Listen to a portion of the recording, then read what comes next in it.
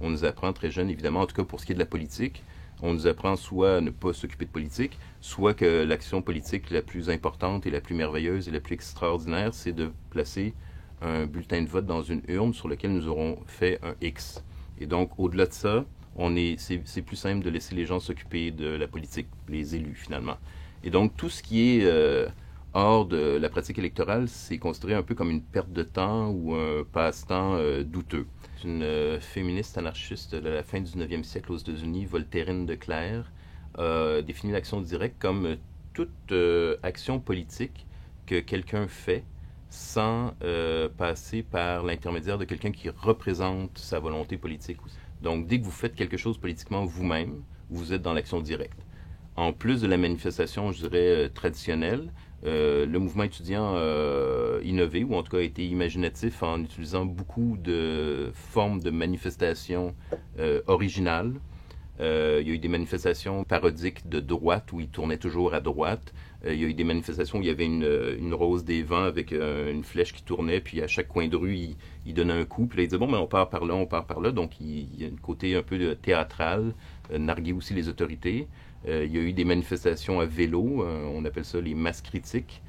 Donc, il y a beaucoup de manifestations originales, disons. Et puis, effectivement, le mouvement étudiant aujourd'hui, il pratique l'action directe, disons, de perturbation, de confrontation offensive. Et donc là, on a vraiment une longue liste des occupations à des attaques directes contre des bureaux de ministres, des graffitis, du saccage. Donc, c'est la capacité ou la volonté de perturber l'ordre des choses pour se faire entendre, pour déranger finalement, est très forte dans le mouvement étudiant. Et évidemment, la grève elle-même du mouvement étudiant est une action de perturbation. Donc, au niveau des débats politiques, évidemment, il y a des gens qui vont dire, souvent, presque toujours, évidemment, les forces réactionnaires, les journalistes, les éditorialistes qui sont contre le mouvement, les politiciens, même les policiers de la ville de Montréal sont très forts pour donner des cours de sociologie politique aux mouvements sociaux. Ils disent, vos actions directes illégales, vos perturbations, vos actes criminels, ça ne sert à rien, ça nuit à la cause, ça nuit au mouvement.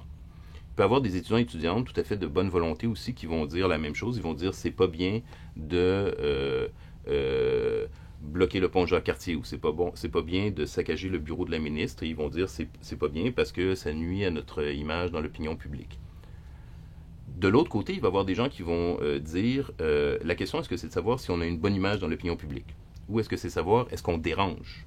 Parce que peut-être qu'en ayant une mauvaise image dans l'opinion publique, mais en dérangeant beaucoup, on atteint aussi des objectifs politiques. Par exemple, dans le cas de la grève étudiante, le gouvernement du Québec refuse systématiquement depuis des semaines de s'asseoir et de négocier avec les manifestants et les manifestantes, avec les étudiants et étudiantes. Et donc, est-ce qu'il va accepter de négocier quand quand le mouvement aura une bonne image dans l'opinion publique ou quand le mouvement aura suffisamment perturbé le fonctionnement de la société pour que finalement le gouvernement dise « OK, finalement, on vous écoute, là, on est tanné, on n'est plus capable de gérer la situation, on vous écoute. » En fait, le problème, c'est qu'on ne sait pas si la violence politique est efficace ou pas. On ne sait juste pas. Donc, évidemment, la police, le premier ministre va dire c'est inefficace.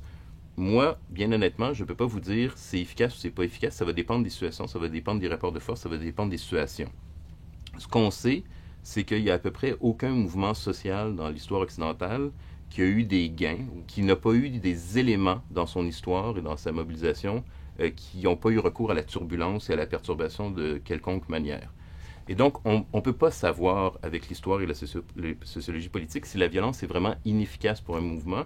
En fait, on aurait même tendance à penser qu'elle est en fait probablement plutôt efficace. D'un point de vue moral, on peut être contre la violence, mais il semble que des mouvements sociaux où il y a absolument des mouvements sociaux qui ne perturbent rien semblent avoir peu d'impact dans la société. Ce qui n'est pas tellement étonnant, puisqu'en fait, les privilégiés, les dominants, l'élite, n'a pas vraiment de raison d'écouter les dominés et les gens qui se sentent lésés s'ils ne les dérangent pas dans leur mode de fonctionnement. Aux États-Unis, il a fallu la guerre de sécession pour que l'esclavage soit cassé, c'est-à-dire des dizaines de milliers de morts. Les féministes ont dû casser des vitres, faire des attentats pour que finalement on leur accorde le droit de vote, qui est considéré aujourd'hui comme un droit fondamental. Les travailleurs, travailleuses ont dû faire des émeutes pour qu'on leur accorde le droit de se syndiquer, le droit de se rassembler. Et donc toujours, il y a cette part de violence ou de turbulence dans les mouvements sociaux qui fait qu'à un moment donné, les élites doivent céder finalement.